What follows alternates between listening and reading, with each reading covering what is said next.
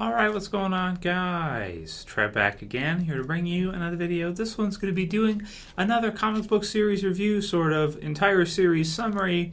Going to be summing up and giving my quick thoughts, doing a quick review for Robert Kirkman's other main series, of course going along with The Walking Dead. People have been asking me to review this for probably over 5 years now. That is, I'm going to be finally giving my thoughts on the infamous Invincible.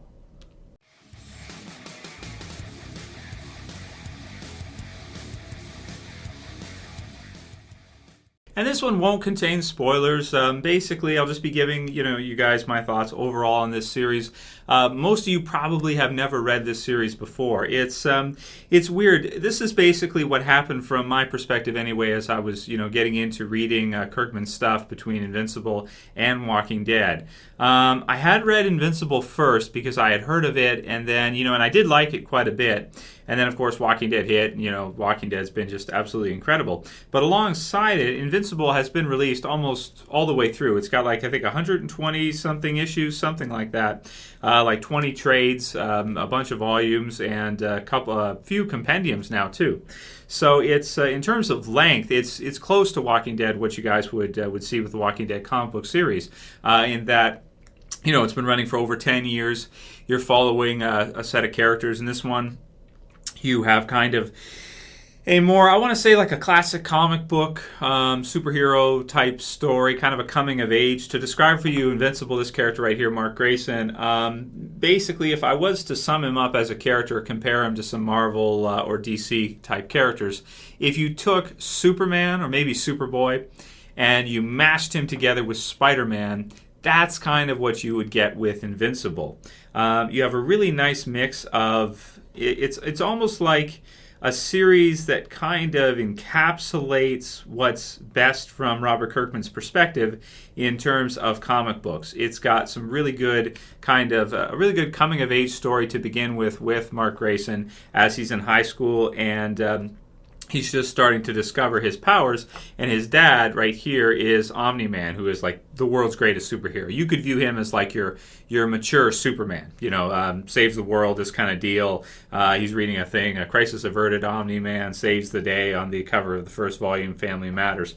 And basically, the story is long running. You get to follow Mark Grayson all the way through, from the time when he's in high school to the time where he becomes a father, and all these other things happen to him. And there are tons of different supervillains, some of which will remind you of characters from the Marvel Universe or DC Universe.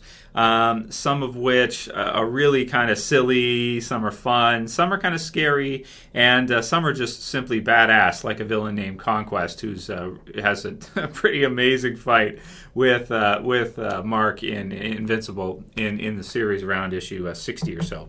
Now the series starts out, you have an artist kind of similar to The Walking Dead, where it started with Tony Moore and then changed to Charlie Adler. In this one, you start off with Cory Walker, who starts in the beginning, and then you change to Ryan Ottley later on, who's done some covers from Walking Dead. He's done a Rick cover where he's like 150, where he's shooting the zombie in the mouth.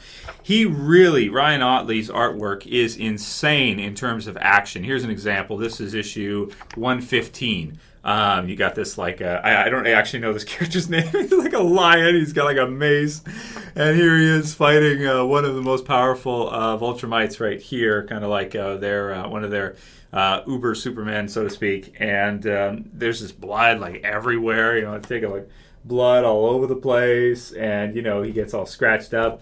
The lion bites his eye out and stuff like this.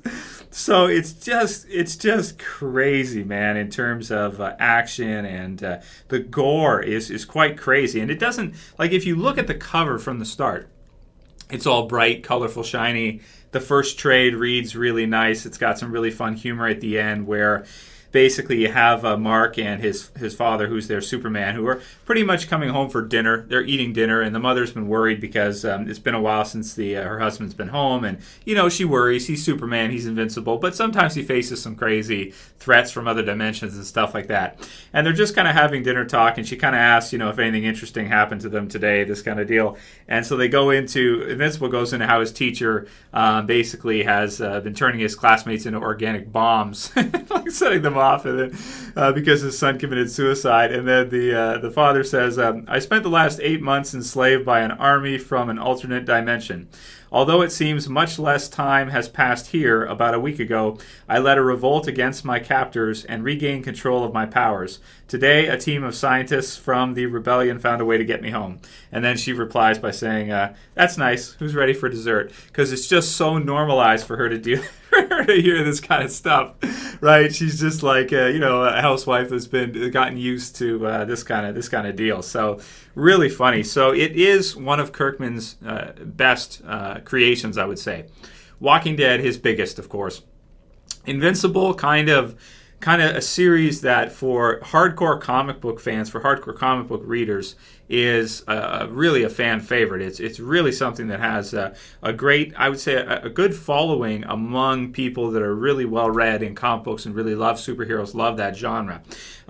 For a lot of you guys who are more kind of general readers, general viewers, maybe haven't checked out the series yet, I would recommend it, definitely. I've been reading quite a bit of it, and to be honest, I want to collect the whole thing through. It's just there's quite a few trades, and it's kind of a big commitment. It's like getting started with collecting the Walking Dead trades, because there's so many, there's over like 20 of them.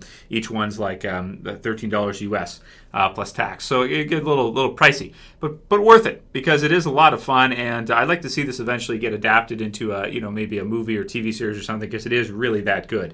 It's a lot of fun. And Kirkman's not afraid to kind of push the boundaries sometimes of what's commonplace or what's acceptable. You have some really dark things that happen later on, characters getting dismembered in fights, characters getting their faces like smashed in, there's blood everywhere, guts hanging everywhere, and even rape and just crazy things like that in a superhero comic, which it's not that any of these things are absolutely unheard of in superhero comics like DC or Marvel. It's just that it seems he's not afraid to do any of these things that he decides he wants to do. So if he wants to have a character, like a female supervillain rape a hero, he just goes for it. He just does it. So it's a unique type of series in that way. It's funny. It's the artwork is is incredible. Otley's artwork, the lines are so clean and very very classic comic booky with all the blood splatter everywhere and gore. Really really cool. Like look at this, like when they're fighting through. I mean, just incredible. There's like in the middle there, all the panels are going through, and then you have him like biting him in the eye. He bites his eye out. Oh, it's brutal. And he's like missing an eye afterwards. It's just crazy. My criticisms for the series. So that's a good about it. If I had to score it, I'd give it an 8.5 out of 10. The best thing about it is that Kirkman doesn't give up the stories. Like same with Walking Dead. He doesn't let it go and just say, okay, that's it, whatever. He keeps going, he keeps releasing it. Even if maybe he can't release some 1 month or the next or whatever because maybe he's working on Walking Dead too much, that kind of deal. He comes back to it when he can and releases another issue the next month, that kind of deal, and has been doing so for like over a decade now. So definitely can recommend the series.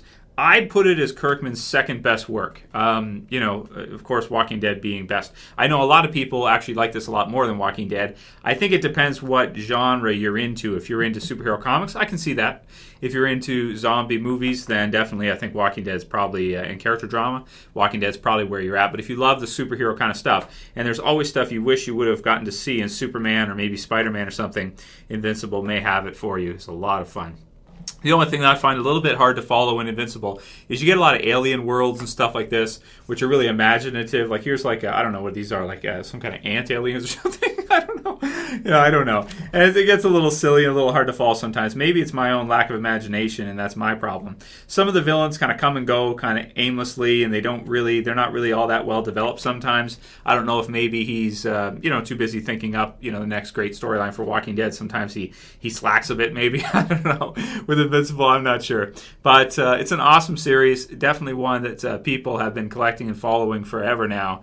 And it's definitely one I can recommend. And I'm glad that I checked it out because it is a lot of fun. And I love his anime type approach where he doesn't give up these stories. He goes over the long term. So you can see Mark Grayson. He's in high school as a teenager. Then, he graduates, finishes, this kind of deal. He's growing up, becomes a father, does all this stuff. And you get to see that kind of background development too. It's not just pushed off to the side in favor of him being a superhero. It's part of the experience. So you get to see the conversation when, someone tells him she's pregnant. You get to see how he reacts and other things happening. So a lot of fun. Obviously, Kirkman's a genius. Not everything he's created is that great, though. Some people ask me, like, oh, what do you think of Outcast? What do you think of this?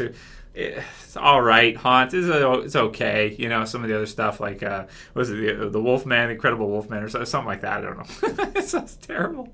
Science Dog and stuff like that. I don't know. Tech Jacket. It's all right. But for me, the two to read from Kirkman, definitely Walking Dead and definitely Invincible. So if you guys have read Invincible, leave your comments below. Let me know what you think about the series. 8.5 out of 10 for me. A lot of fun. Really unique. Really original. And the artwork is great. So it's I wouldn't say it's a must read, but it's definitely something you can check out if you're looking for kind of a series to get into that's been continuous all the way through, written by the same person, has mostly the same feel, and is a lot of fun. So there's my review for Invincible. Those of you guys who've been waiting like 4 years and wanted to see me give my thoughts on it. Sorry to keep you waiting so long. I think I'm going to actually start collecting the rest of it, and maybe I could do like a volume-to-volume review of the trades if you guys are interested, because it is really that good. So rate your comments below. Let me know what you guys think. If you like this video, you can thumb it up below. If you want to support the channel, you can share, you can favorite, and if you're new and you want to subscribe, you can subscribe at the bottom left. That's it for this video, guys. I'll see you again real soon. As always, it's Trev. I'm saying peace.